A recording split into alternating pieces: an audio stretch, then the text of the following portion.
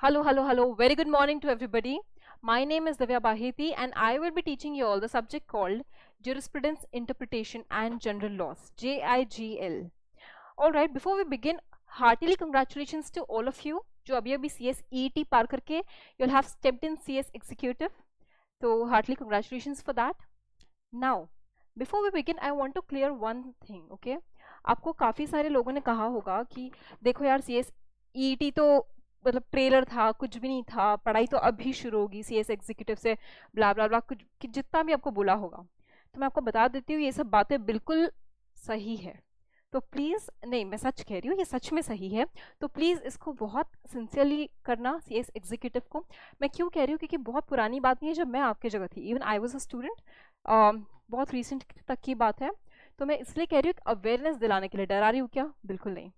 So ma'am, हम इसको कैसे क्रैक करेंगे? I will show you what is the difference. Okay, CS के लेवल्स कहाँ कहाँ आते हैं, मैं आपको एक आइडिया देती हूँ। कैसा है ना, सब्जेक्ट शुरू करने से पहले it is important to know about the subject and about your course. If you are not aware of the course तो हम आधे तो पीछे उधर ही रह जाते हैं। देखो, आपका सीएस, सॉरी, आपका सीएस ईटी अगर यहाँ पर है, आई am not joking, can ask anybody, ये आपका सी एस एग्जीक्यूटिव है और ये है सी एस प्रोफेशनल। ठीक है, यहाँ पे आप देख रहे हैं इतना गैप है। And I am seriously saying, कैसा होता है सी एस ई टी आप 10 दिन करके भी क्लियर कर सकते हैं, कोई बड़ी बात नहीं है, मैं खुद बोलूँगी कर सकते हैं आप। सी एस एग्जीक्यूटिव 10 दिन छोड़ो, 1 मंथ छोड़ो, 2 मंथ्स तो पढ़ना ही पड़ेगा। उसके बाद भी you have to work really hard, तब जाके वो क्लियर होता है। हार्ड यानी कि मेरा मतलब क्या है, दिन रात बैठना है क्या? नहीं, आपको शुरुआत से सिंसियरली करना है। क्या? C S executive. Again when you come from executive to professional, उतनी तकलीफ नहीं होती क्योंकि आप ऑलरेडी इंट्रोड्यूस्ड होते हो सब्जेक्ट से। ठीक है, now if you have an idea for this, तो मैम हम इसको, इस गैप को हम क्रैक कैसे करेंगे? डे 1 से सिंसियरिटी। ओके, अब उसमें भी आपके जो कुछ सब्जेक्ट्स हैं वो ऐसा है ना कि कुछ सब्जेक्ट्स आपका पोर्शन इतना वास्ट है, समंदर की तरह बड़ा है, but the language is very simple, बहुत प्यारी लैंग्वेज है, कोई दिक्कत की बात नहीं है। But there are few subjects जिसका कंटेंट छोटा है, सब्जेक्ट छोटा है, मगर लैंग्वेज खोटा है। उसमें से एक आता है हमारा ज्यूरिस्प्रूडेंस, JIGL। ये लॉ वालों ने जो टिपिकल लॉ करते हैं ना 5 ईयर कोर्स, उन्होंने 4th ईयर में पढ़ा होता है। आप सोचिए 4th ईयर का लॉ पढ़ रहे हैं and most of the people find it very challenging. Ma'am इतना डिफिकल्ट है क्या? नहीं, डिफिकल्ट नहीं है। मैं क्या कह रही हूँ, सुनो मेरी बात, डिफिकल्ट नहीं है, उसकी लैंग्वेज डिफिकल्ट है। अगर मैं अभी डायरेक्टली आपके सामने अगर बुक खोल के आपको पढ़ने लग जाऊँ ना, पूरा बाउंसर जाता है, कुछ समझ नहीं आता है। तो इसके लिए इम्पोर्टेंट क्या है, इसका हमारा क्या टेक्निक होगा कि हम क्या करेंगे, इसको ठीक से डिस्कस करेंगे और हर चीज़ को समझेंगे। एक बार आपको चीज़ समझ में आ गई, उसके बाद धीरे धीरे धीरे करके हम लैंग्वेज की तरफ बढ़ेंगे and we will try to adapt to the language, not try, we will do it. हम अडेप्ट हो जाएंगे।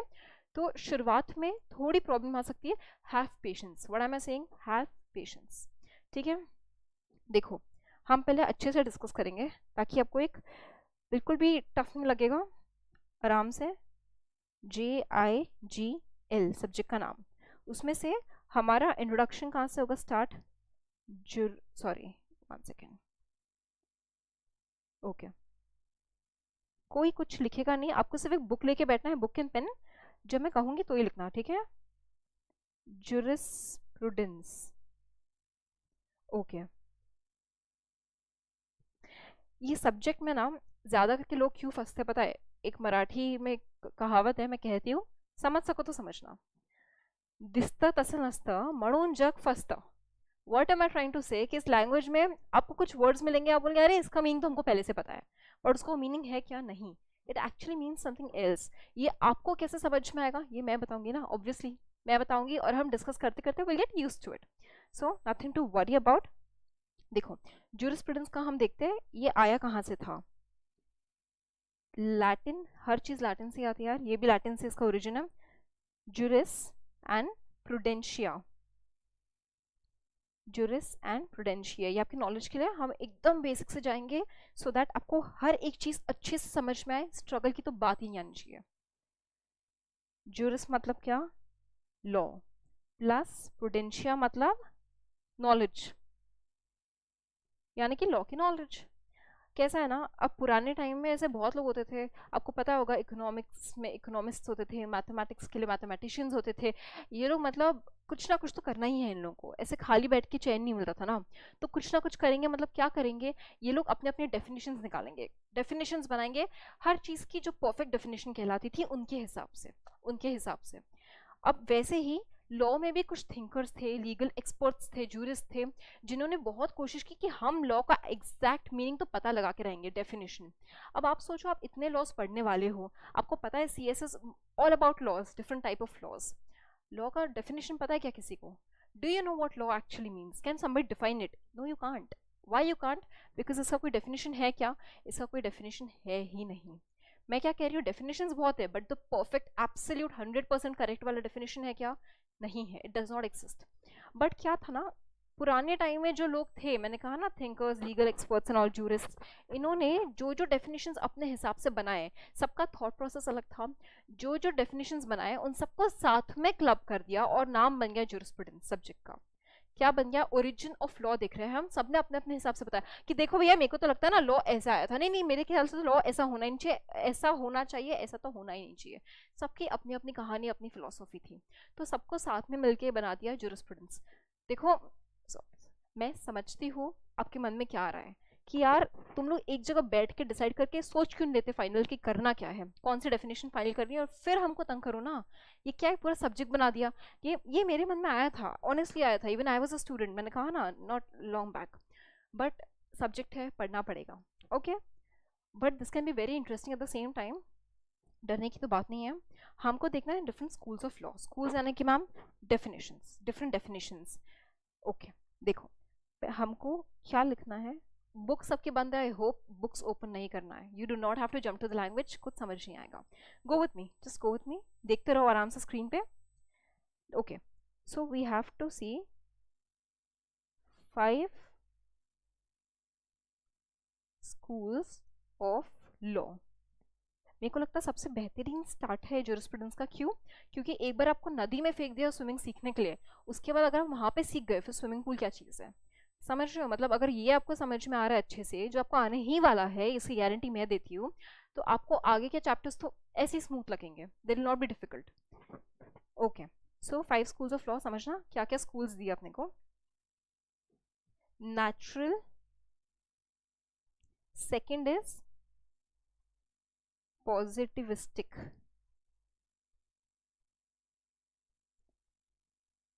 उप्स उप्स, काम कर काम कर, फर्स्ट लेक्चर है, ऐसा तो मत कर। ओके, थर्ड फोर्थ फिफ्थ क्या हम देखेंगे इसको। अब मैंने सिर्फ इन दोनों का नाम क्यों लिखा? क्योंकि ये दोनों सबसे ज़्यादा पॉपुलर है, सबसे ज़्यादा इन दोनों पे ही इनके ही चर्चे हैं, आप कह सकते हो, द पॉपुलर वंस। बाकी 3 सिंपल इजी है, हम देखेंगे। पहले हम नेचुरल एंड पॉजिटिविस्टिक को समझते थोड़ा सा। अरे कहाँ गया कहाँ गया कहाँ गया, वापस आ गया, वेरी गुड। देखो, जो हमने 2 स्कूल्स ऑफ लॉ देखे थे, उसमें से नेचुरल एक है, ठीक है, and okay, I am not going to write the full form, ये मेरा साथ नहीं देता है, ये ऐसे ही होता है मेरे साथ हमेशा, ठीक है। नेचुरल एंड पॉजिटिविस्टिक समझना। नेचुरल लॉ क्या कहता है? नेचुरल लॉ सिंपल ये कहता है कि देखो भैया, हमको कोई भी लॉज बनाने की कोई ज़रूरत नहीं है, हमको कोई भी लॉज बनाने की कोई ज़रूरत नहीं है, किसी इंसान को लॉ बनाने की ज़रूरत नहीं है। क्यों ज़रूरत नहीं है? लॉ की ज़रूरत नहीं है क्या? नहीं, लॉ की ज़रूरत है, बट लॉ तो ऑलरेडी एग्जिस्ट करता है ना, लॉ तो ऑलरेडी एग्जिस्ट करता है। मतलब लॉ कैसे ऑलरेडी एग्जिस्ट करता है? जब बना ही नहीं होगा तो बनने के बाद एग्जिस्ट करेगा ना। तो ये कहता है कि देखो भैया, लॉ ऑलरेडी एग्जिस्ट करता है, कहाँ पे? नेचर, नेचुरल लॉज, जो यानी कि सिंपल भाषा में अगर आपको बताओ ना, student to student types of, जो भगवान ने बुद्धि दी है ना, the natural thing what you know, आपके आपको जो पता है सही गलत, आपको समझ में आ रहा है, और आपको पता है ये चीज़ तो ऐसी ही रहेगी no matter what, this is a natural law. ये आता है नेचुरल लॉज में। For example, if I give you survival of the fittest, survival of the fittest आपने 12th के बाद अभी अभी लॉ पढ़ना स्टार्ट किया है क्या कोई किताब में सर्वाइवल ऑफ द फिटेस्ट? नहीं। आपको पता था ना इसके बारे में, सर्वाइवल ऑफ द फिटेस्ट करके एक लॉ है, आपको पता है ना, कहाँ से आया? ये नेचर का लॉ है। यही तो होता है ना, कहीं पर भी जो फिट रहेगा वो आगे बढ़ जाता है, जो बाकी के रहते पीछे रह जाते हैं, यही तो होता है, करेक्ट। अब आप बोलेंगे मैम ये तो डार्विन्स की थ्योरी थी ना, डार्विन्स थ्योरी कहा जाता है इसको, डार्विन ने इसको बताया था। अरे उसने इन्वेंट थोड़ी किया था, अपने घर में बैठ के थोड़ी बनाया था उसको। अगर डार्विन नहीं भी कहता, ये तो एग्जिस्ट करता ना, नेचुरल लॉ है ना ये तो नेचुरल लॉ थिंकर्स क्या कहते हैं, देखो हमको बनाने की जरूरत नहीं है, नेचर ने हमको ऑलरेडी लॉज दिए हैं, हम इसको अलग से क्यों बैठ के बनाएं। और so we have to obey what is called as natural laws, हमको इसी की सुनिए। पॉजिटिविस्टिक लॉ क्या कहता है, ये कहता है कि देखो नेचुरल लॉ बताता है कि जो चीज है कि हाँ ये ऐसी है। पॉजिटिविस्टिक लॉ कहता है ऐसा नहीं चलेगा, हमको जो है उसको नहीं मानना है, जो हम चाहते हैं जैसा होना चाहिए। एक होता है ऐसा है ये चीज, बट ऐसा होना चाहिए, जैसा होना चाहिए वो हम खुद बनाएंगे मैन, और हमारे रूल्स बनाए हुए will always be greater than the man. जो मैन बना रहा है रूल्स, उसके रूल्स ग्रेटर किससे होंगे, मैन से, ग्रेटर उसके रूल्स होंगे। तो ये कहता है कि हम मैन मेड रूल्स को ही फॉलो करेंगे, वही हमारे लॉज होते हैं। बेसिक डिफरेंस समझ में आ गया। इसका एग्जाम्पल दूं मैं आपको तो कॉन्स्टिट्यूशन, स्टैट्यूट्स। स्टैट्यूट्स इंसान नहीं बनाया ना, कहाँ से उसका बैकिंग है, कॉन्स्टिट्यूशन से आते हैं ना स्टैट्यूट्स। कॉन्स्टिट्यूशन स्टैट्यूट्स इंसान ने बनाए, जबकि नेचुरल लॉज इंसान नहीं बनाता है। अब देखो पुराने टाइम में क्या होता था, समझने की कोशिश करना। अगेन वन एग्जाम्पल, पुराने टाइम में कौन सा लॉ फॉलो होता था, if you all can guess, इन दोनों में से। राजा महाराजा के टाइम में अगर आपने कुछ कभी सुना होगा, क्या होता था, did they have a law book, चलो खोलो खोलो लॉज, कौन सा लॉ है, क्या प्रॉब्लम है देखो जरा। नहीं, एक दरबार लगता था, ठीक है, वहां पे जो जिनकी भी प्रॉब्लम होती थी वो लोग आ जाते थे कि महाराज महाराज हमारी तो ये तकलीफ है। फिर वो महाराज जो भी बोलता था अपने हिसाब से, वो सोचता था उसको जो सही लगेगा, नेचुरल लॉ, उसको जो सही लगेगा वो अपने हिसाब से सही गलत का फैसला करेगा। इसको 500 रुपए की जो भी मोहलत दे दो, क्या कहते हैं, गोल्ड कॉइन्स, हाँ ठीक है जो भी, तो इसको फांसी पे चढ़ा दो, वट एवर इट इज। तो पुराने टाइम में क्या फॉलो होता था, नेचुरल लॉज। ये पॉजिटिविस्टिक का कब से आया है, recent, not very recent but still, एकदम पहले तो नहीं था ये। नाउ ये हो गया लेमन लैंग्वेज में आपको समझाना, ओके। अब थोड़ा सा हम लोग एक नोट्स की लैंग्वेज पे हल्के से आने की कोशिश करते हैं, धीरे धीरे से, ओके। नेचुरल लॉ देखो, नेचुरल लॉ जब आप कॉपी करेंगे ना, when you note this down in your book, आपकी एक बुक होनी चाहिए ना। क्यों होनी चाहिए मैम, आप हर चीज़ लिखवा के देते हो क्या, नहीं, मैं हर चीज़ नहीं लिखवाती, मैं बिलीव नहीं करती हर चीज़ लिखने की ज़रूरत है। मैं सोचती हूँ कि आपको समझना इंपॉर्टेंट है, और बुक्स में लिखा हुआ होगा ही आपके, तो कोई ऐसी बड़ी बात नहीं है लिखना। बट कैसा है ना, जिसकी लैंग्वेज टफ होती है उसको लिख लिख के ही याद किया जाता है, और ये लैंग्वेज ऐसी ही है, आपको बोल बोल के लिख लिख के ही याद करना होगा। So until we do not get accustom to this language, आपको लिखेंगे आप, ठीक है। और सेकंड रीजन क्या है, एग्जाम से पहले आप अगर मॉड्यूल खोलेंगे तो रो देंगे, हम चाहते हैं कि आप रोए, बिल्कुल नहीं। हम क्या चाहते हैं, एग्जाम से पहले ऐसे ऐसे हमारा सिलेबस हो जाना चाहिए, within 24 hours we have to revise the entire syllabus. तो उस टाइम में हमको हमारे नोट्स काम आते हैं, क्योंकि सब पता है, सिंपल लैंग्वेज है, ओके। नेचुरल लॉज में देखो, पहले हम कैसे पॉइंट्स बनाएंगे इसमें। फर्स्ट, मैं आपको अभी बहुत स्लो जाऊंगी शुरुआत में, आगे आगे we will increase a pace. First, आपको ऑलरेडी पता था कि देखो, law not made by humans, law not made by humans. You don't have to copy this down, मैं सीक्वेंस बदलने वाली हूँ, कॉपी मत करना अभी, मैं बोलूंगी तब करना, ठीक है। इसके सपोर्टर्स कौन कौन थे, अच्छे से सुनना। देखो यहाँ पे सैलमिंड, जिसको हम सबसे ज्यादा फॉलो करते हैं, अल्पाइन, बहुत सारे लोग थे, मैं कुछ का नाम ले रही हूँ, सैलमिंड, alpine and Justinian's digest. जस्टिनियंस digest, इनमें से आप लिख सकते हो। तो हमको यहाँ पे क्या लिखना है, सैलमिंड, अल्पाइन, स्पेलिंग की प्रॉब्लम नहीं है, मैं आपको दिखा दूंगी spelling, don't worry, and Justinian's digest. ये सब क्या थे, अरे यार ओहो, हाँ, ये सब क्या थे, followers of natural law, believers of natural law, ठीक है। यहाँ पे आप ये सेंटेंस सेकंड लिख सकते हैं।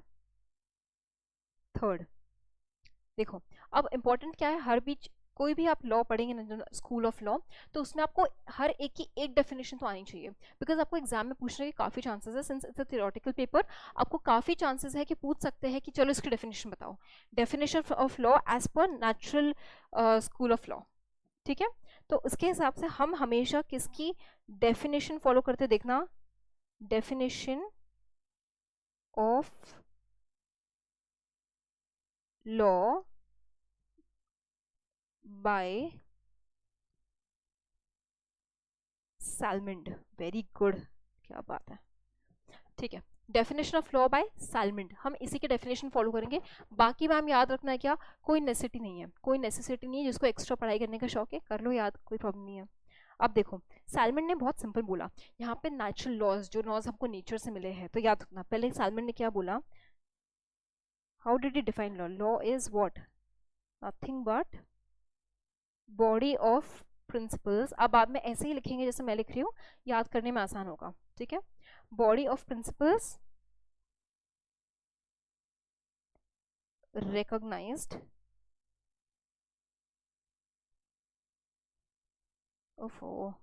and body of principles applied। क्या करूं मैं, क्या करूं तेरा, जो तू चल रहे, अप्लाइड। ओके, पहले इतना देखो, बॉडी ऑफ प्रिंसिपल्स मतलब रिकॉग्नाइज्ड एंड अप्लाइड, मतलब हमको जो नेचुरल लॉज है उनको समझना है, पहले उनको क्या करना है, हमको रिकॉग्नाइज करना है। अच्छा, survival of the fittest is a natural law, उनको पहले समझना है, रिकॉग्नाइज करना है, और फिर उसको उठा के अप्लाई करना है अपने सिस्टम में जहाँ पे हम स्टेट अपना जस्टिस प्रोवाइड कर रहा है। ठीक है, अब देखो, by whom, bye the state. State मतलब कौन सा स्टेट, महाराष्ट्र, महाराष्ट्र, राजस्थान, गुजरात, मध्य प्रदेश, कौन सा स्टेट, स्टेट मतलब सरकार। मैंने क्या कहा था आपसे, दिसतं तसं नसतं म्हणून जग फसतं। स्टेट मतलब सरकार हमारी, ठीक है, जो सॉवरिन है, हाईएस्ट अथॉरिटी। मुझे एक बात बताओ, ठीक है, सॉवरिन आगे आएगा तब हम वो देखेंगे। ठीक है, bye the state in the administration of justice. देखो मेरी हैंडराइटिंग बहुत सुंदर है, जज नहीं करना है, ये पेन साथ नहीं दे रहा है, वरना मेरी हैंडराइटिंग बहुत सुंदर है। ठीक है, मैं पहले ही बता रही हूँ, आप कैसे लिखेंगे, अच्छे से लिखेंगे, मेरे जैसे लिखेंगे क्या, नहीं, बिल्कुल नहीं। Okay, so we have to memorise this definition right now, हम इसको डिले नहीं करेंगे। क्या है, body of principles recognised and body of principles applied by the state in the administration of justice. एक मिनट मैम, इतना लंबा करना है क्या, ऐसे कर सकते हैं क्या, body of principles recognised and applied by the state, ऐसे याद रख सकते हैं, ऐसे ही करना है, यही साल्मन का डेफिनेशन है। ये तो मैंने ऐसे एडिशनल, ये जो पार्ट था ना वापस से, ये तो मैंने एडिशनल अपने मन से कर दिया था, इसको करने की जरूरत नहीं है। बॉडी ऑफ प्रिंसिपल्स मतलब हमको क्या करना है, पहले प्रिंसिपल्स को रिकॉग्नाइज करना है। ठीक है, नेचर में है, ऐसे इमेजिन करो, रिकॉग्नाइज, रिकॉग्नाइज, हमने ढूंढ लिया प्रिंसिपल को, ठीक है, उसके बाद उसको उठा के अप्लाई करना है। अप्लाई हम मतलब कौन, मैं करूंगी क्या, मैं और आप करेंगे क्या, नहीं, by whom, bye the state. State करेगा इसको रिकॉग्नाइज और अप्लाई इन व्हाट, स्टेट क्यों करेगा, इन द एडमिनिस्ट्रेशन ऑफ जस्टिस, यानी कि जो भी जस्टिस प्रोवाइड कर रहा है वो करेगा। ठीक है, that is the state. Body of principles recognized and applied by the state in the administration of justice. As simple as that. Is this clear to you all? Is this clear? Okay. जिसको अभी भी याद नहीं हुआ है, पीछे जाओ, back करो, वापस से इसको लर्न करो और फिर आगे आओ। कैसा है, यहाँ पे जितना आप याद करने की कोशिश करोगे ना डेफिनेशंस को, उसी टाइम याद कर लो तो हो जाता है। पाइल अप करोगे तो बाद में फिर भगवान मालिक के, भगवान बचाए फिर तो तुमको। अब देखो इसमें क्या बोला है हमको, ये जो डेफिनेशन है, इट हैज टू मेन, क्या बात है, ऐसे चलना, ऐसे चलना, it has two main factors, ये डेफिनेशन के, लो ऐसे नहीं चलना था। ठीक है, टू मेन फैक्टर्स, पहला क्या है, देखो सब कहते हैं अरे भाई नेचुरल लॉज क्यों फॉलो करते करेंगे हम, कौन कह रहा था ये, कौन कह रहा था ये, नेचुरलिस्टिक स्कूल वाले कह रहे थे ना, नेचुरलिस्टिक नहीं, सॉरी, क्या था आपका दूसरा, पॉजिटिविस्टिक स्कूल वाले कह रहे थे ना नेचुरल वाले क्या कह रहे थे कि हम नेचुरल लॉज, पॉजिटिविस्टिक कह रहे थे अरे नेचुरल लॉज तो वो है जो है एज इट इज, हमको क्या देखना है, जैसा होना चाहिए। तो इन्होंने क्या क्या नहीं नहीं इन्होंने क्या कहा, नहीं नहीं आप समझने की कोशिश कीजिए कि हमारे डेफिनेशन के दो मेन फैक्टर्स क्या है, समझिए। पहले नो द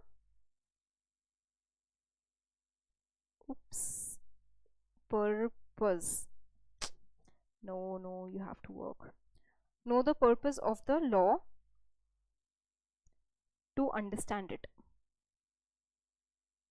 क्या कहा कि तो अरे तुमको समझ में नहीं आ रहा है, तुम पहले उसका पर्पस जानो, तुम जानो कि लॉ ऐसा है क्यों, and then you will understand it. Know the purpose of law to understand it. And second was कि क्या कहा इन्होंने पता है,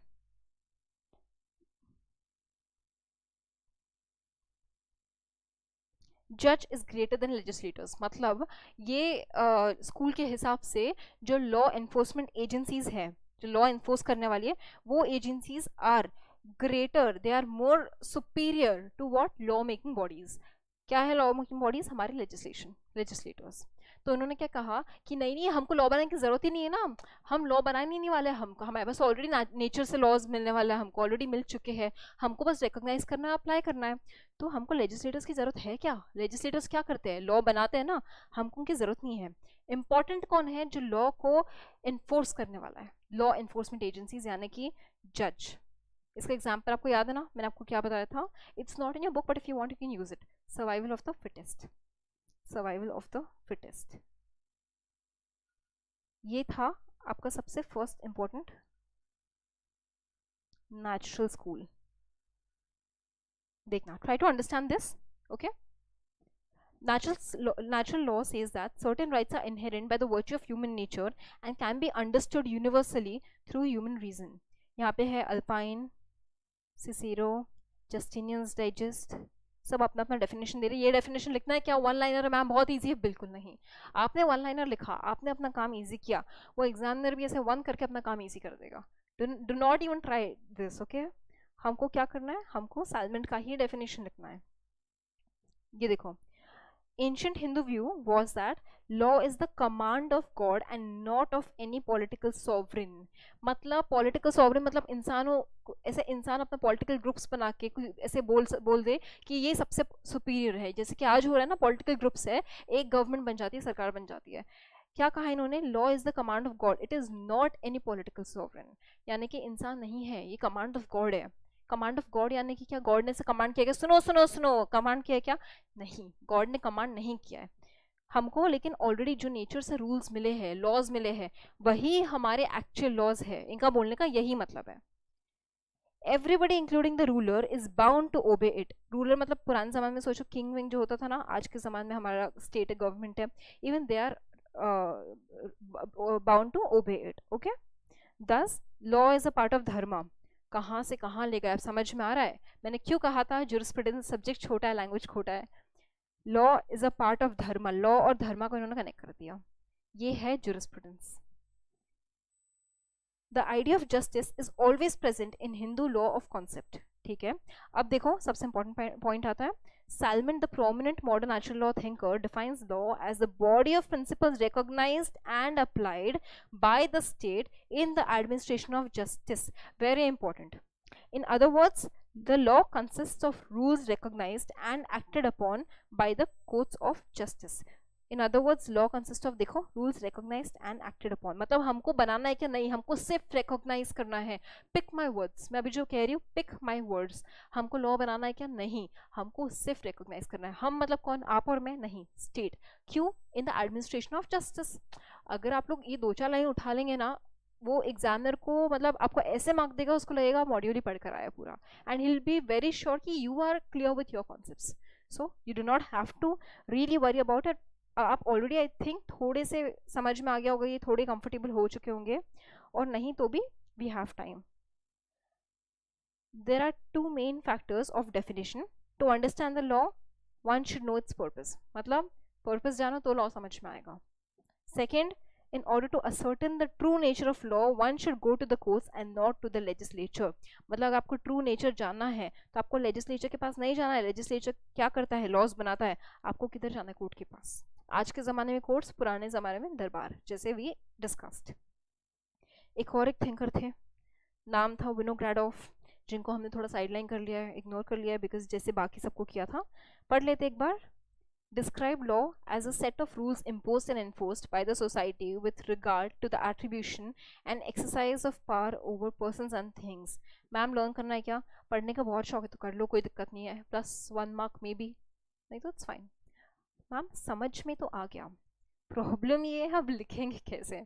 ये लैंग्वेज तो बस ये लिखने गए ना मैम, बाकी सब भूल जाएंगे, करेक्ट? इसी के लिए मैंने क्या कहा आपसे, लैंग्वेज का स्ट्रेस नहीं लेना है, वो मैं कवर कराऊंगी। कहाँ गया?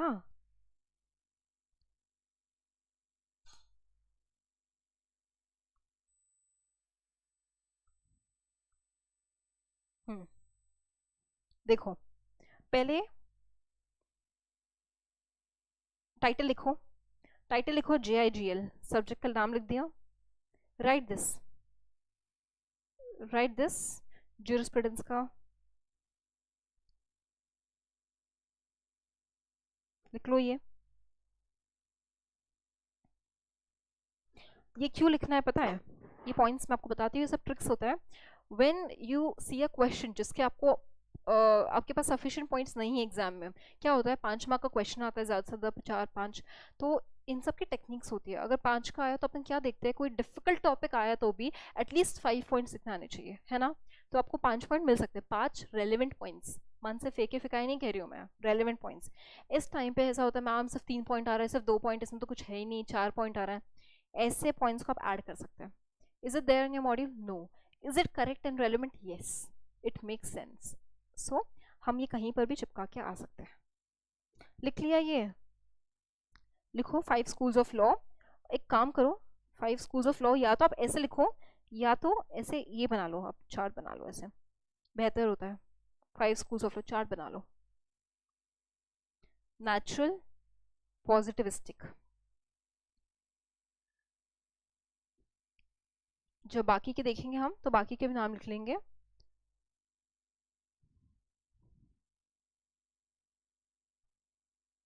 सॉरी,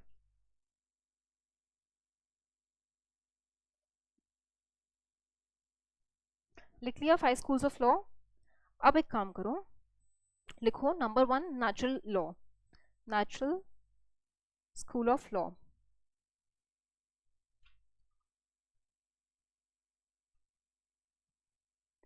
लिखो first point, law not made by humans, it is a law not made by humans.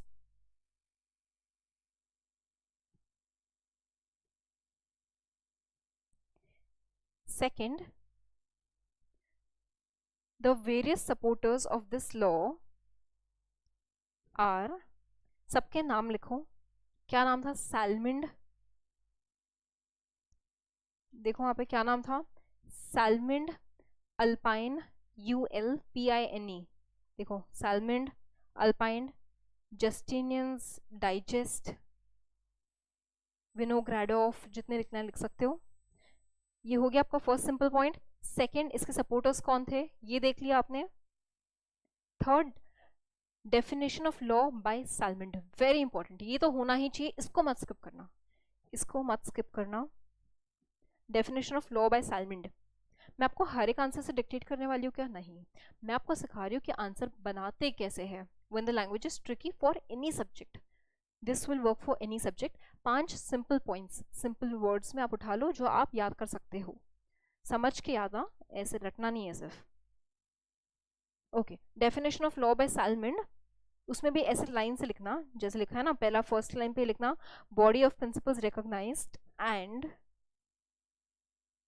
if you want you can write body of principles applied, or you can also write body of principles recognized and applied। अब तक आपको याद हो जाना चाहिए, बिना देखे कोशिश करो लिखने की।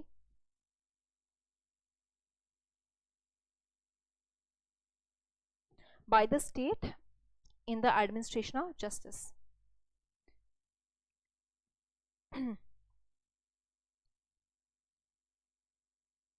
कभी नहीं भूलना, जब हम रिकॉग्नाइज्ड एंड अप्लाइड की बात कर रहे हैं बॉडी ऑफ प्रिंसिपल्स, हम मैन मेड प्रिंसिपल्स की बात नहीं कर रहे हैं, हम नेचुरल प्रिंसिपल्स की बात कर रहे हैं।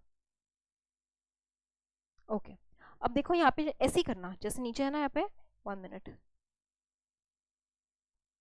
ये है ना एरो, टू मेन फैक्टर्स, इसको आप आंसर में कैसे लिखेंगे, the above definition has two main factors as follows, बस इसको आपको सेंटेंस फॉर्म में लिखना है, समझ आ रहा है, टू मेन फैक्टर्स, ये सिंपल लैंग्वेज में आप लिख सकते हैं।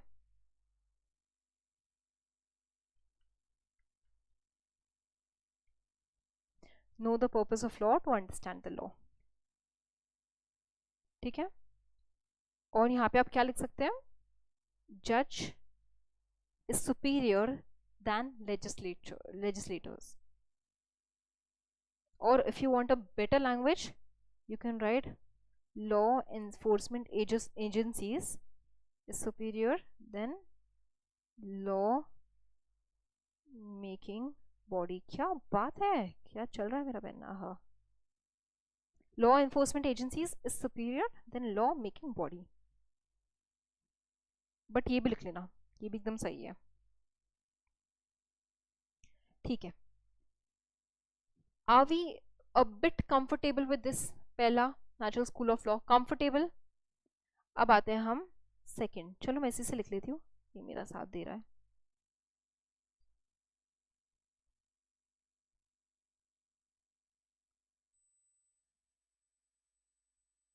पॉजिटिविस्टिक डेफिनेशन, ठीक है। आपको ऑलरेडी इसका मीनिंग पता है, मैन मेड लॉज, पता है ना आपको, ये क्या कहता है कि नहीं नहीं जैसा लॉ है नेचुरल लॉज, वो तो वो बता रहा है जो प्रेजेंट में एग्जिस्ट करता है, हमको क्या करना है, पॉजिटिविस्टिक डेफिनेशन में वो कहता है हमको क्या करना है, हमको लॉज बनाने हैं, और जो हम ये रूल्स बनाएंगे ना ह्यूमंस के लिए, they will be superior to the men who make it, to the men who make it, यानी to men in all, not just the ones who make it, okay, so the rules will be superior to the men, men नीचे rules ऊपर, समझ में आए यहाँ तक, देखते हैं, देखो पहले समझना, डोंट राइट इट डाउन, ठीक है, इसका आंसर हम बना लेंगे जैसे अभी बनाया था पहले वाले में। If you want you can write an example, survival of the fittest, अरे रे रे रे ये जो हो क्या हो गया,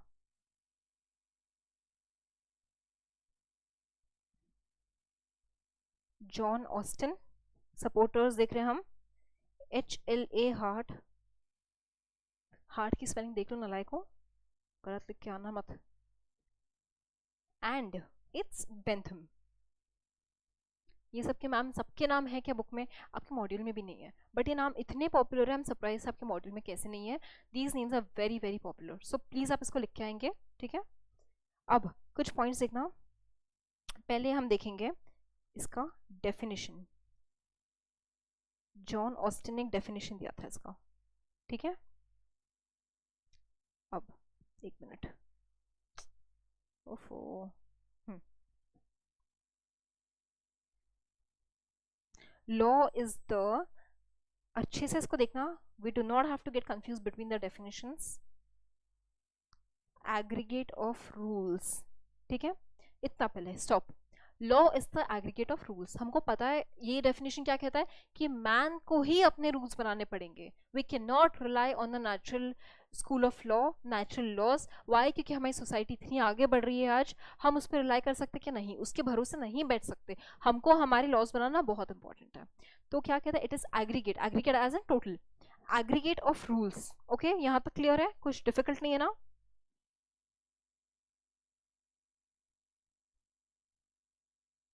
गेस करो, ये गेस करो, सेट बाय, सेटअप, ठीक है, सेटअप बाय कौन, कौन सेट करता है इसको, man, we just saw it's the man, setup by the man, कोई डिफिकल्टी है यहाँ तक, नहीं, ओके। मैं क्यों ऐसे लिखवा रही हूँ आपको डेफिनेशन, ऐसे लिखना है कि मैम एग्जाम में, नहीं ऐसे नहीं लिखना है, हम थोड़ा सा लैंग्वेज को कैच करने की कोशिश कर रहे हैं, एज पॉलिटिकली, अरे अरे अरे, पॉलिटिकली सुपीरियर और सोवरेन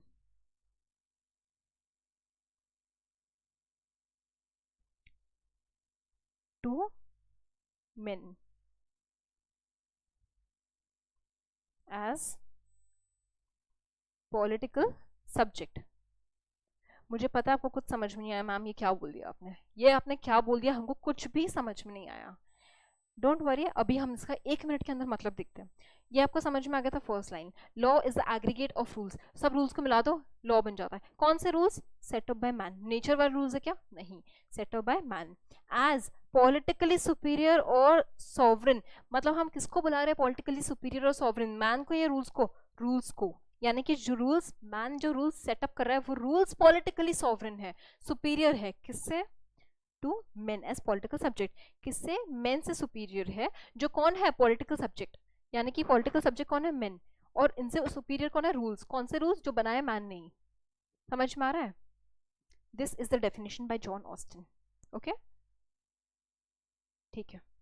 अगर समझ में आया होगा, इसको काम करो, नहीं रुको, एक काम करो, 2 बार जोर जोर से बोलो, जहां बैठे हो ना घर में बोलो, चिल्ला के बोलो, मेरे को कोई फर्क नहीं पड़ता, कोई नहीं सुन रहा आपको, और सुना तो भी कोई फर्क नहीं पड़ता, ठीक है? कोई नहीं देख रहा, कोई नहीं सुन रहा, बोलो, जोर जोर से बोलो। Law is the aggregate of rules set up by man as politically superior और sovereign to men as political subject. वापस रिपीट करो, मैं कह रही हूँ रिपीट करो, वरना देख लेना मैम क्या कर लोगे आप। मैम आप तो उधर बैठे हो, हम हमारे घर में हैं, समोसे खा रहे हैं। आपको आपकी अटेम्प्ट की कसम, बोलो, जोर से बोलो, 1 more टाइम। पता है मुझे क्या करना होता है आपसे बुलवाने के लिए, ठीक है? If this is clear, let us see one thing now. मतलब यहाँ पे हम थोड़ा एनालाइज कर रहे हैं, ये आंसर का पार्ट है क्या मैम? नहीं, नहीं है। देखो समझ में आता है क्या?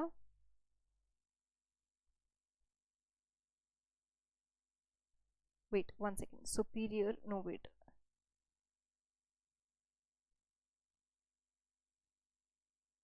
क्या लिखा मैंने, कुछ गड़बड़ की है क्या? Okay, no wait, sorry. हाँ अब देखो, अब देखो, समझो मैं एरो कहाँ, ऐसा बनाऊं कि ऐसा बनाऊं? आप गेस करो। जो अभी भी नहीं गेस कर पाया नालायक को, पीछे जाओ, रिवाइज करो। Okay, so this was simple, ठीक है? रूल्स सुपीरियर है, मेन क्या है? Political subject. Men are the political subject and rules are superior, ठीक है? इसके आगे बढ़ते हैं, अरे अरे मेरा एल चला गया। इसके आगे बढ़ते हैं, देखो अब this is a very important point, pay attention, pay attention, this is a very very important point. ये देखो, मतलब इसका मतलब क्या कह रहे हैं हमको, अभी आपको समझ में नहीं आया तो इट इज ओके, मैंने एक्सपेक्ट करी आपको ये अगला सेंटेंस समझ में आएगा, आया तो वेरी वेल एंड गुड, आप खुद टेस्ट कर लो आपको समझ में आ रहा है कि नहीं। Law is the command of sovereign. अरे अरे मैम ये क्या कह रहे हो, अभी तो आपने पीछे बताया था law is the command of sovereign. रुको, सॉवरेन का पहले मतलब समझो तुम।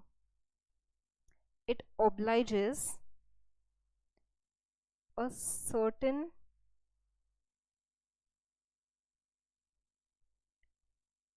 course of conduct or imposes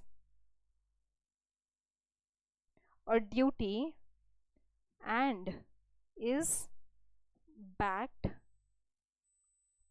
by a sanction। नहीं समझ में आया? कोई बात नहीं, मैं समझाने भी नहीं वाली अभी, सुनो। इसमें अभी आपको 3 मेन वर्ड समझना है, ये डेफिनेशन के 3 एलिमेंट्स है, अगर वो समझ में आ गया तो आपको डेफिनेशन समझ में आ गया। अब हम वो एलिमेंट्स एक बार देख लेते क्या है, देखना। Command, duty, sanction. अब बी अटेंटिव, इसमें से एक वर्ड आपको पक्का धोखा देगा। इफ यू नॉट अटेंटिव, एक वर्ड मैं क्या कह रही हूँ इसमें से, तीनों में से आपको पक्का धोखा देगा, क्योंकि आपको लगता है आपको उसका मीनिंग पता है, बट आपको उसका मीनिंग नहीं पता, ज्यूरिस्प्रूडेंस के हिसाब से उसका मीनिंग कुछ और ही है। कमांड समझना, किसका बोला था? Of sovereign. Ma'am ma'am sovereign, sovereign कौन है इधर? सॉवरेन कौन है इधर? स्टेट। हम जो रूल्स बना रहे हैं उस रूल्स की बात कर रहे हैं। मैन मेड रूल्स में जो कमांड होगा, किसका कमांड, यानी कि ऐसा नहीं कि ऑर्डर दे दिया सुन चल ये काम कर, नहीं, स्टेट ने कुछ रूल्स बना दिए। मैन, स्टेट किससे बनता है, मैन से ही बनता है। उन्होंने कुछ रूल्स बना दिए, देखो you have to conduct yourself in a particular way. अगर आपको यहाँ पे रहना है हमारे कंट्री में, हमारे देश में, आपको एक तरीके से खुद को कंडक्ट करना पड़ेगा। You can not do these things. आप नो पार्किंग में गाड़ी नहीं घुसा सकते, आप चेन की ट्रेन की चेन बिना काम के नहीं खींच सकते, certain rules. Okay, I am giving examples. तो इसने क्या किया, कमांड दे दिया, किसने, सॉवरेन ने, स्टेट ने। अब ड्यूटी क्या होता है उससे, ये कमांड्स के बजे, और duty is imposed on us to behave and conduct ourselves in a particular way. Okay, duty impose हो गई। जो वर्ड मैं कह रही थी आपको धोखा देगा वो यहाँ पर है। सैंक्शन मतलब हमको क्या लगता है, आपको हमको क्या लगता है, सैंक्शन परमिशन दे दी मैम, सैंक्शन मिल गया, करेक्ट नहीं। ऊपर आपको याद होगा तो हमने यहाँ पे ऊपर क्या लिखा था, बैक्ड बाय सैंक्शन। बैक्ड यानी कि देखो अब इसका मतलब क्या है, sanction is nothing but punishment, और you can say consequences of non compliances. ठीक है, समझ में आ रहा है, consequences of non compliances. Command यानी कि स्टेट का कमांड, स्टेट मतलब सॉवरेन, सॉवरेन मतलब सुपीरियर, सबसे सुपीरियर कौन है, स्टेट, सरकार हमारी। स्टेट मतलब महाराष्ट्र, वेस्ट बंगाल है क्या, नहीं। ड्यूटी क्या होता है, उससे कमांड की वजह से एक ड्यूटी हम पे इम्पोज हो जाती है। और सैंक्शन यानी कि बैक्ड बाय सैंक्शन यानी पनिशमेंट। अगर नहीं किया, अगर तुमने खुद को इस तरीके से कंडक्ट नहीं किया, अपनी ड्यूटी पूरी नहीं की, तो क्या होगा, पनिशमेंट मिलेगी। यही तो होता है ना मैन मेड लॉज में। अब इसको देखो, law is the command of sovereign यानी command of state, remember it this way. It obliges a certain course of conduct और imposes a certain duty। मतलब it obliges a certain course of conduct कि भैया आपको इसी तरह खुद को कंडक्ट करना है अगर यहाँ पे रहना है तो, और imposes a duty कि देखो ये आपकी ड्यूटी है, आप इसको पूरा करो वरना आपको पनिशमेंट मिलेगी। कुछ भी हो सकता है punishment, there are various types of it, and is backed by sanction, punishment. So what are the three elements of law? Command, duty, sanction. Command, duty, sanction, ये जो मैंने आपको समझाया ना, देखो ये आपके मीनिंग के लिए समझाया ताकि आपको समझ में आए। ये जो सॉवरेन, इम्पोज, पनिशमेंट, ये आपके समझने के लिए। तीन एलिमेंट्स है सिर्फ, क्या है, कमांड, ड्यूटी, सैंक्शन। ओके ठीक है, रिलैक्स। अब पहले वापस देखिएगा थोड़ा सा, वापस चलो चलो चलो। पॉजिटिविस्टिक डेफिनेशन कौन कौन सपोर्ट करता है, John Austin, HLA Hart, Bentham. John Austin ने क्या डेफिनेशन दिया कि भैया law is the aggregate of rules, कौन से रूल्स, सेटअप बाय मैन। किसने सेटअप किया, by man, as politically superior और सॉवरेन। ओके, कौन किसको बोला पॉलिटिकली सुपीरियर सॉवरेन, रूल्स को, एज पॉलिटिकली सुपीरियर और sovereign to men as political subject. whom are the superior to men, who are the men, the political subject. This was for your information. Okay, now ये वाला important है, बहुत important है. So I expect you all to write down this much. देखो मैं क्या बोलूँगी, हमेशा ऐसे ही लिखा करो। क्या होता है, एक तरीका है ऐसे लिखना तोड़ फोड़ के, दूसरा है हम सेंटेंस पॉइंट बाय पॉइंट लिखे, 1 2 3। क्या होता है, सेंटेंस लिखेंगे फिर से रटना है, फिर तो मैं आपको अपनी टेक्स्ट बुक दे दूंगी ना, फिर तो आप टेक्स्ट बुक से रट लो, one and the same thing. जब आप ऐसे याद करते हो ना, चीज़ें याद रहती है। एग्जाम के पहले यही चीज़ आपको याद आती है कि अरे हाँ यहाँ पे ये था, उसका नीचे कैरो था, फिर उसका सेकेंड पार्ट आ गया था, उसमें मैन की बात की थी मैम ने, ये याद आता है आपको। सो गो विद दिस। इसका आप खुद सेंटेंस बना सकते हो ना। पॉजिटिविस्टिक डेफिनेशन किसने, कौन इसके फॉलोअर्स थे, जॉन ऑस्टिन ने क्या डेफिनेशन दी थी। Therefore, you can write law is the command of sovereign. It obliges a certain course of conduct. Okay? और एक तो certain course of conduct, sorry, एक तो certain course of conduct, यानी कि आपको इसी तरह खुद को कंडक्ट करना है। एक तो लॉ ये बताता है, सेकंड आप पे या फिर ड्यूटी इम्पोज कर देगा कि नहीं नहीं कंडक्ट तो ठीक है, आप ठीक से कर रहे हो, बट आपके ऊपर ये ड्यूटी भी है, आपको ये ड्यूटी भी फुलफिल करनी है। So it imposes a certain duty, imposes a duty, and अगर ये नहीं किया तो क्या होगा, it is backed by a sanction. Punishment लिखना है कि एग्जाम में नहीं, use the word sanction, use the word given in your module, in your book. Jurisprudence में यही word use होता है। और बाद में your next point could be, hence there are 3 elements of law, command, duty and sanction. उसके बाद आप चाहिए तो एक्सप्लेन कर सकते हैं, जैसे command means the command of the sovereign which is the state, duty means the duty which is imposed due to the command of the state, यानी कमांड मतलब स्टेट कैसे कमांड करता है, रूल्स बना के, और लास्ट में it is backed by a punishment. Okay, this is how you make your own answers. Ouch, ठीक है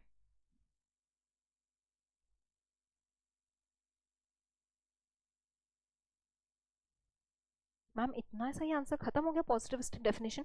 नहीं नहीं, अभी एक छोटा सा पार्ट और बाकी है।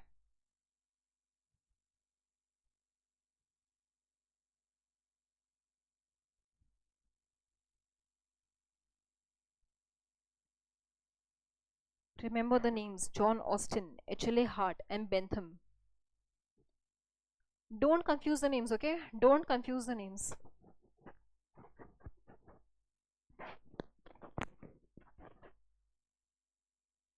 लिखा सबने? पॉज कर लो, जिसने नहीं लिखा पॉज करके लिखो।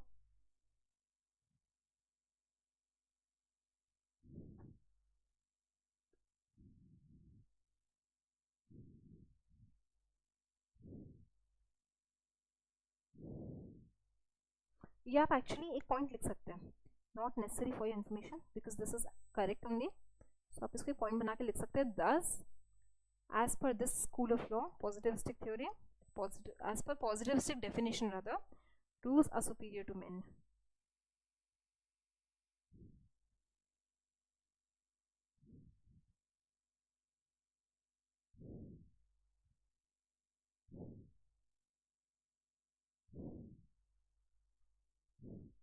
आपने जैसे नेचुरल लॉ में लिखा था ना कि law not made by humans, यहाँ पे you can put a point saying that it is based on man-made laws.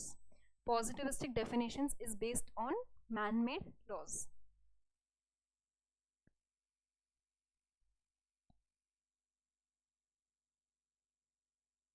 Man-made यानी कि कॉन्स्टिट्यूशन हो गया, एग्जाम्पल लिख लेना कॉन्स्टिट्यूशन, ओके सॉरी, स्टैट्यूट्स, ठीक है ठीक है ठीक है, बस बस अभी हम आगे प्रोसीड करेंगे।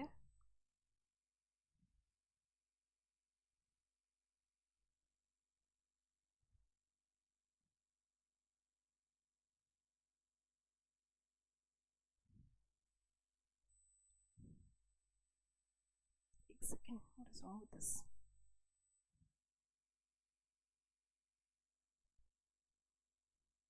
All right, if you have written this definition down, ठीक है। एक छोटा सा पार्ट जो हमारा बचता है पॉजिटिविस्टिक डेफिनेशन का, देखो इसको अच्छे से। एक और एक सपोर्टर थे, क्या नाम था इस भाई साहब का? इनका नाम था केल्सन। केल्सन ने क्या दिया था? He gave the pure theory of law. क्या दिया केल्सन ने? Pure theory of law, pure theory of law, yes. मतलब क्या इन्होंने कहा, देखो यार प्योरली लॉ क्या है मैं बताता हूँ। इन्होंने क्या बोला? According to him, write this down with me, write this down with me, according to him law is a normative science. अरे अरे मैम ये क्या बोल रहे हो, पहले का ही हमको अभी तक पूरा याद नहीं हुआ है, क्या नया लिख रहे हो आप? नॉर्मेटिव साइंस, समझो इसको, वेरी सिंपल। नॉर्मेटिव किससे आता है? इट्स अ साइंस, ठीक है, ही law is a science, fine. Normative क्या होता है? नॉर्म कहाँ से आता है? नॉर्म, ये देखो प्रथा, कोई भी चीज़ की प्रथा, ये नॉर्म है यहाँ का। तो वो क्या कहता है? इट इज नॉर्मेटिव साइंस, यानी कि ऐसे जो चला आ रहा है, जो चलेगा वही लॉ है, जो चलने वाला है वही लॉ है। इन्होंने क्या कहा देखो, you will understand better now. Normative मतलब नॉर्म्स, यानी कि जो चला आ रहा है, जो चलेगा आगे वही लॉ है, but norms can be of two types, okay? Ought norm and is norm. Ma'am ये क्या है, डिफिकल्ट है क्या? बिल्कुल नहीं, सुनो सुनो सुनो, उन्होंने क्या कहा? एक है ऑट नॉर्म, एक है इज नॉर्म। ये ही तो हम कब से बात कर रहे हैं। ऑट मतलब क्या? ऐसा ही होना चाहिए। इज मतलब ऐसा है, ऐसा है। ऑट मतलब ऐसा होना चाहिए। तो उन्होंने क्या क्या कहा कि देखो भाई, दो टाइप के नॉर्म्स होते हैं, प्रथा होती है। एक है कि ऐसा है, एक है ऐसा होना चाहिए, और वही आगे चलेगा और वही हमारा लॉ है। इसलिए ऑट नॉर्म को इन्होंने कहा लीगल नॉर्म। और इस नॉर्म को, एक minute,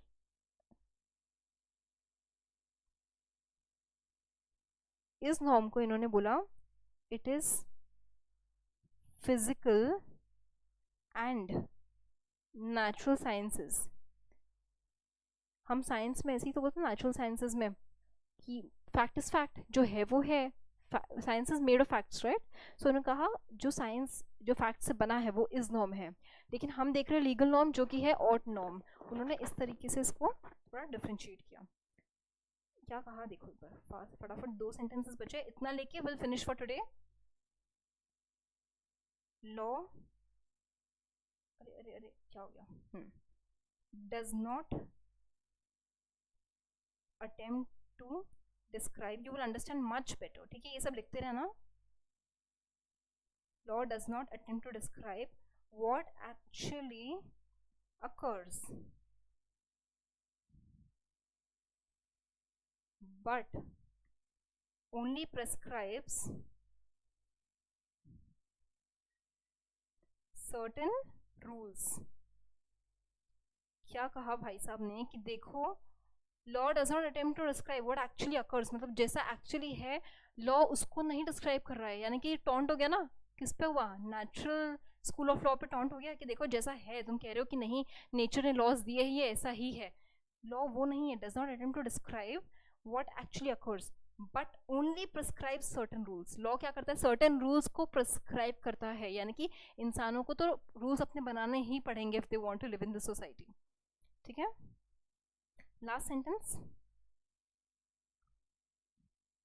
1 minute, all the norms, sorry लिखो, all the norms derive their power, all the norms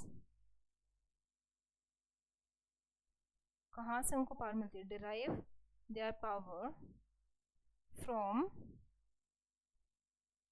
Grand norm. Grand norm क्या है मैम, क्या है, कुछ समझने की जरूरत नहीं है, I can only tell you this is the highest norm. ऐसा माना जाता है फिलोसॉफी में कि सारे जो नॉर्म है, प्रथाएं हैं, ये यहीं से आए हैं, this is the highest norm, Grand norm, ठीक है। तो इन्होंने कहा, किसने, केल्सन ने, कि all norms derive the power from Grand norm. इसके आगे मैम कुछ है क्या, अभी फटाफट कॉपी दिस डाउन, जिसने नहीं किया कॉपी, सॉरी, लिख लो। सबने कर लिया तो बेस्ट है, nothing like it, good. Sorry sorry, 1 minute,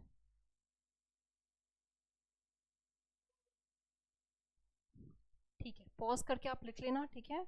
we are short of time थोड़ा सा, I am quickly gonna show you.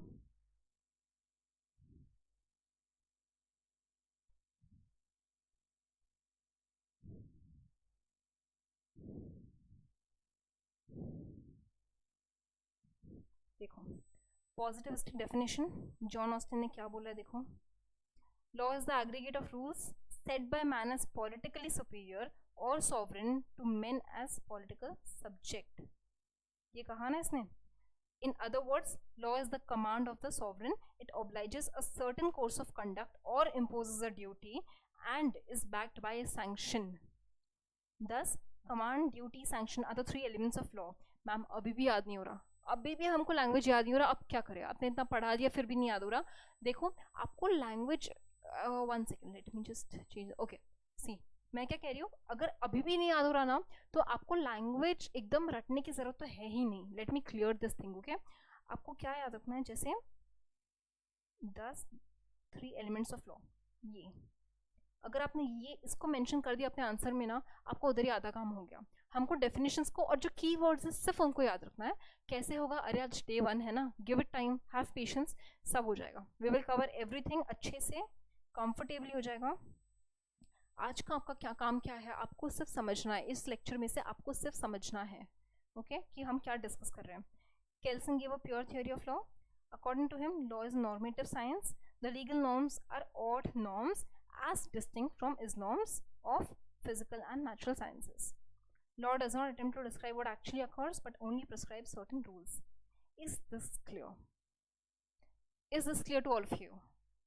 If this is clear, समझ में आया है तो आज के लिए इतना ही काफ़ी है आपके लिए. I will not proceed ahead. First, time restriction है.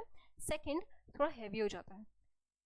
आपने ये अगर 2 स्कूल्स देख लिए, सबसे इंपॉर्टेंट थे, बाकी के इतने कुछ नहीं है उसमें, सिंपल है बाकी के.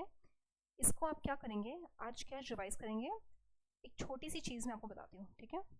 उसके बाद आई कॉल इट ऑफ.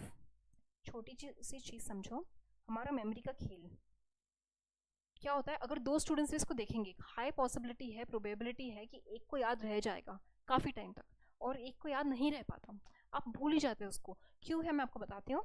अब जब आज एक चीज़ पढ़ेंगे ना तो आपको शॉर्ट टर्म मेमोरी में 24 आवर्स तक रहता है. 24 आवर्स यानी कि कल तक आपकी शॉर्ट टर्म मेमोरी में वो चीज़ रहेगी. अगर आप उसको आज विद इन 24 आवर्स रिवाइज नहीं करते हैं, मैंने क्या कहा, अगर आप उसको विद इन 24 आवर्स रिवाइज नहीं करेंगे तो आपने जो जो पढ़ा है वो फेड अवे होने लगता है, वो फेड अवे हो जाएगा.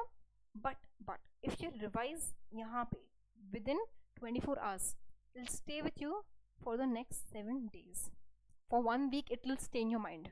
उसके बाद आपका रिस्पॉन्सिबिलिटी क्या है, आपका ड्यूटी क्या है कि इसको नेक्स्ट 1 week के अंदर, सॉरी यहाँ से शुरू होता है, ये 1 week के अंदर यहाँ पे एक बार रिवाइज करो. 1 week ख़त्म होने से, 24 घंटे में कर लिया, उसके बाद 1 week ख़त्म होने से पहले उसको एक बार रिवाइज करो. यहाँ पे रिवाइज कर लिया तो आपको 1 month तक ही मेमोरी में रह जाता है. 1 month आपको चीज़ें याद होने लग जाती है. उसके बाद क्या है, 1 month में रिवाइज करो तो आगे आपके लॉन्ग टर्म में रहेगा, आप एग्जाम के पहले प्रॉब्लम नहीं होगी. तो what you gonna do is today before sleeping, एक बार आप इतना जो आपने लिखा है ना, ये पूरा हमने आज किया है, सिर्फ हार्डली 2 पेज होगा, उतना भी नहीं होगा, या फिर सिर्फ उतना एक बार पढ़ के आएंगे. ओके, जूरिस्प्रूडेंस है, संभल के करना है हमको. So please do as a say, cooperate and coordinate with me and believe me, will make it very easily. We will make it. Alright guys, that's all for today. Have a great day. Take care until we meet again. Okay? So, बचावा कल की class में. चलो, bye bye.